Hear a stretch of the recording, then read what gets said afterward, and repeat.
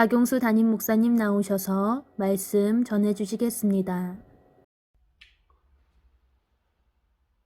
지난밤 하나님의 은혜 가운데 잘 지내신 줄 압니다. 1월 17일 주일 아침을 맞았습니다. 오늘 이 아침 묵상 시간에 여러분과 함께 들어야 될 주의 말씀을 먼저 봉독해 드리겠습니다. 말라기서 1장 7절 한 절의 말씀만 봉독합니다. 너희가 더러운 떡을 나의 제단에 드리고도 말하기를 우리가 어떻게 주를 더럽게 하였나이까 하는도다. 이는 너희가 여호와의 식탁은 경멸히 여길 것이라 말하기 때문이라. 아멘. 지금 7절의 말씀은 6절의 말씀과 연관되어 있다는 사실을 먼저 기억하셔야 합니다. 6절의 말씀 서두에 내 이름을 멸시하는 제사장들아 라고 이 말씀을 누구에게 전하는지 그 대상을 분명히 정하고 있습니다. 그 대상은 그 당시의 제사장들, 지금으로 말하면 목회자들을 향해서 주시는 말씀입니다. 그런데 하나님의 종으로서 제사를 집례하고 하나님 앞에 온전한 예배를 드려야 될 주의 종, 목회자가, 제사장이 더러운 떡을 제단에 드린다라고 말씀합니다. 그것은 있을 수 없는 일입니다. 잘 아시는 것처럼 우리가 믿는 하나님은 완전히 성결하신 분이고, 우리가 하나님 앞에 제물을 드릴 때, 또 진설병을 바칠 때도 누르고 없는 떡으로 하나님 앞에 바치는 것입니다. 그것은 어떠한 불순물도 함께하지 않는 순수하고 깨끗하고 성결한 모습으로 주님 앞에 드려져야 된다는 사실을 말해주고 있는 것이거든요. 그것을 누구보다 잘하는 사람이 일반 백성들이 아니라 제사장들입니다. 그런데 그들이 지금 불꽃 같은 눈으로 보고 계시고 머리털까지도 다 세신 하나님을 섬기면서 그분을 능멸하는 겁니다. 주님이 받으실 수 없는, 아니 드려서는 안 되고 드리지 말아야 된다는 걸 뻔히 알면서도 조금도 부담스러워하거나 부끄러워하거나 회개하지도 않은 채 이런 행동을 자행하는 것입니다. 이것이 한두 번이 아니라 이미 만연돼 있고 많은 세상들이 여기 합류하고 있고 온전한 하나님의 종들은 찾아보기가 힘들 만큼 보편화된, 일반화된 상황이 된 것이죠. 무서운 얘기입니다. 제가 말씀드리지 않았습니까?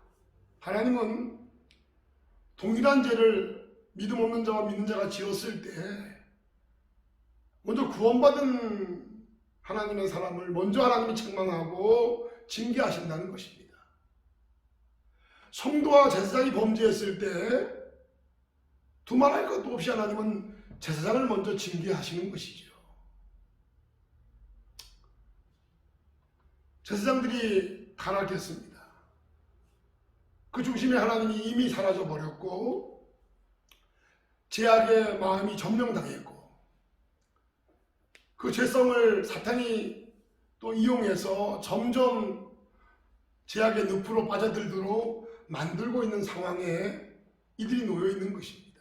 그 현실을 하나님이 말라기를 통해서 거울을 보듯이 그들의 내면을 보게 만드시는 말씀이죠. 여러분, 기본적으로 이들은 하나님에 대한 의식이 없습니다. 하나님이 어떤 분이니까 내가 하나님 앞에 설 때는 늘 이래야 되고 이거는 물리치고 이것을 붙잡고 온전한 모습으로 하나님에 드려져야지 라고 하는 생각조차도 이들에게는 없는 것이죠. 그리고 하나님이 무섭지 않습니다. 무섭지 않으니까 무리에 행합니다.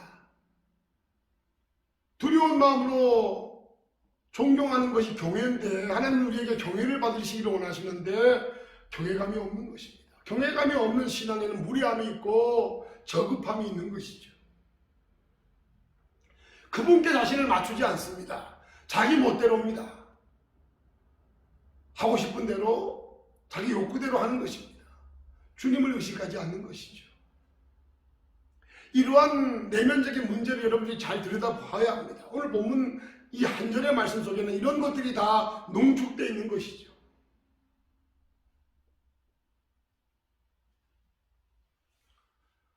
이들은 자기의 삶 속에 하나님을 끌어들이지 않습니다. 하나님 없는 삶을 삽니다. 의식조차도 하지 않으니까 하나님 신경 쓰지 않는 것이죠. 자신의 신분 때문에, 자신의 위치 때문에 그 신분을 통해서 뭔가 얻을 것이 있고 신의를 챙겨야 하기 때문에 형식적으로 제사일을 증리하고 거룩한 옷을 입고 말도 아주 거룩한 음성으로 말하고 이렇게 하지만 그 모든 것들은 주님을 경외하는 주님에서 나오는 것이 아니라 사람들에게 그런 모습을 보여서 자기들이 얻어야 될 걸 얻고 누릴 것을 누리려고 하는 그런 실리만을 생각한 그런 추잡한 모습을 이들은 갖고 있는 것이죠. 하나님을 이용해서 자기 욕구를 충족하는데 이미 이들은 빠져 있는 것입니다. 어떻게 주의 종이 그럴까? 세상이 그럴 수 있을까? 여러분들 의문이 가실 수 있지만 죄성 가진 사람은 누구든지 가능한 일입니다. 특별히 그 일에 오랫동안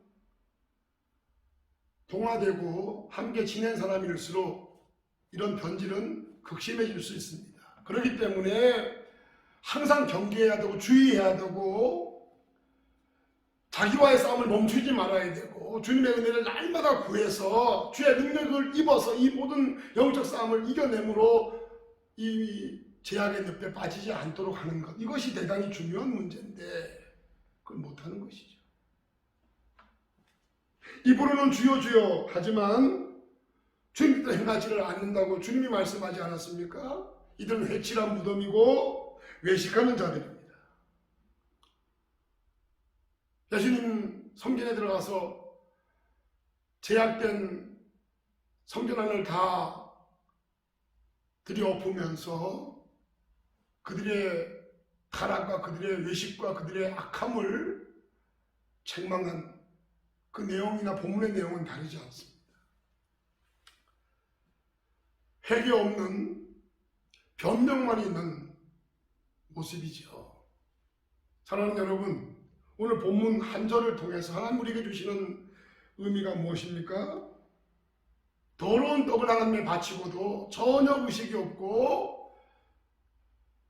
부끄러움을 느끼지 않는 당신의 화인받은 제약에 빠진 제사장들의 모습이 저의 모습, 여러분의 모습이 되지 않도록 항상 경계하며 사시기를 주의 이름으로 축원합니다.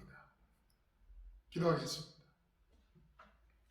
하나님 아버지, 우리는 남의 눈 속에 있는 티는 너무너무 잘 보고 지적하고 훈계하면서 자기 안에 있는 들보는 보지 못하는 참으로 어리석고 무지한 죄성 가진 사람들입니다. 오늘 본문의 말씀을 옛날 말라기 때 있었던 제사장들의 모습으로만 보지 않고 말씀을 전하고 있는 박용수 목사도 이런 모습이 될 수 있다는 사실을 기억하고 늘 경계하며 살아갈 수 있도록 도와주시고 성령의 충만함에 붙잡히게 하시고 구원받은 감격에 사로잡혀서 오직 예수만을 바라보고 날마다 회개하고 은혜를 구하는 복 있는 삶을 살아 이 늪에 빠지지 않는 종과 우리 성도들 다 되게 해 주시옵소서. 예수님의 이름으로 기도했습니다. 아멘.